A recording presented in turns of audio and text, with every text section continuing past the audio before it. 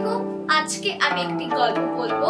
গল্পটি হলো কোরআন শরীফের সূরা লুকমানের 34 নং আয়াত, বুখারী শরীফের 50 নং হাদিস এবং মুসলিম শরীফের 106 নং হাদিসের আলোকে গল্পটি বর্ণিত।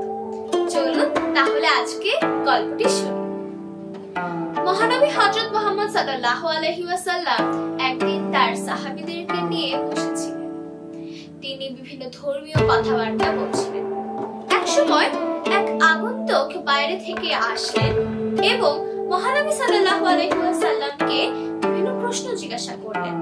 তিনি বললেন, ঈমান কি?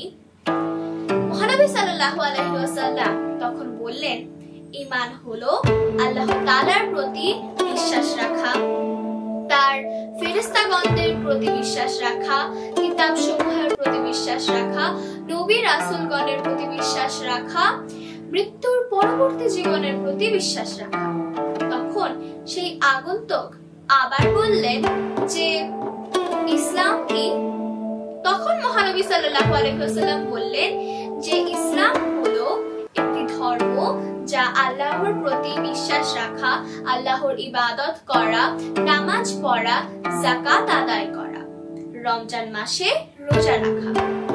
তখন আগন্তুকটি আবার প্রশ্ন করলো, ইহসান জিনিসটা কি? তখন মহানবী সাল্লাল্লাহু আলাইহি ওয়াসাল্লাম বললেন যে ইহসান হলো কোনো ব্যক্তি যখন আল্লাহর কাছে ইবাদত করবে তখন তাকে মনে রাখতে হবে যে তাকে আল্লাহ তাআলা দেখছেন এবং তার মনে মনে এটিও রাখতে হবে যে তিনি আল্লাহ তাআলার সামনে আছেন এবং সেই অনুযায়ী ইবাদত করছেন। এরপর আগন্তুক বললেন যে কিয়ামত কখন হবে? তখন মহানবী হযরত মুহাম্মদ সাল্লাল্লাহু আলাইহি ওয়াসাল্লাম বললেন, এই বিষয়ে যাকে প্রশ্ন করা হয়েছে সে প্রশ্নকারীর চেয়ে বেশি কিছু জানে না, তবে কিয়ামতের আলামত সম্পর্কে আমি তোমাকে বলতে পারি। ওই সময় মনিব দাসীর পেটে জন্মগ্রহণ করবে, অর্থাৎ মায়ের সাথে সন্তান মনিবের মতো আচরণ করবে। কালো উটের রাখালরা প্রাসাদ বানিয়ে একে অপরের সাথে গর্বের সাথে কথা বলবে। 5টি বিষয় সম্পর্কে আল্লাহ তাআলাই শুধুমাত্র জ্ঞান রাখেন। কিয়ামত ওই 5টির একটি। তখন মহানবী সাল্লাল্লাহু আলাইহি ওয়াসাল্লাম ওই 5টির জ্ঞান বলতে থাকলেন। তিনি বললেন যে আল্লাহ তাআলাই একমাত্র কিয়ামত সম্পর্কে জানেন। শুধু তিনি জানেন যে কখন বৃষ্টি হবে।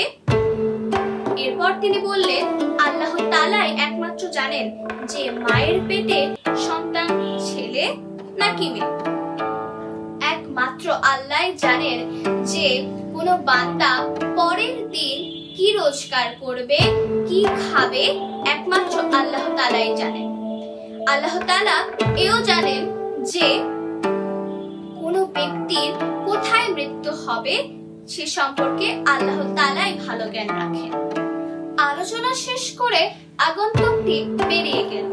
মহানবী হযরত মুহাম্মদ সাল্লাল্লাহু আলাইহি ওয়াসাল্লাম তার সাহাবীদেরকে বললেন লোকটিকে যেন এখানে নিয়ে আসে, কিন্তু তারা আগন্তুকটিকে আর খুঁজে পায় না। তখন মহানবী সাল্লাল্লাহু আলাইহি ওয়াসাল্লাম বললেন যে আসলে তোমরা কি জানো ওই লোকটি কে? তিনি হলেন হযরত জিবরাইল আলাইহিস সালাম।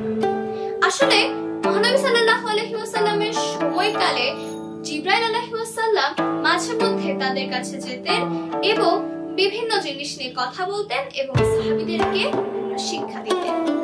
তাহলে আজকের গল্পটি এই পর্যন্তই। পরবর্তী ভিডিওতে আমি আরেকটি গল্প নিয়ে হাজির হব। আপনারা বেশি বেশি করে কোরআন পড়বেন এবং হাদিস পড়বেন। আসসালামু আলাইকুম, আল্লাহ হাফেজ।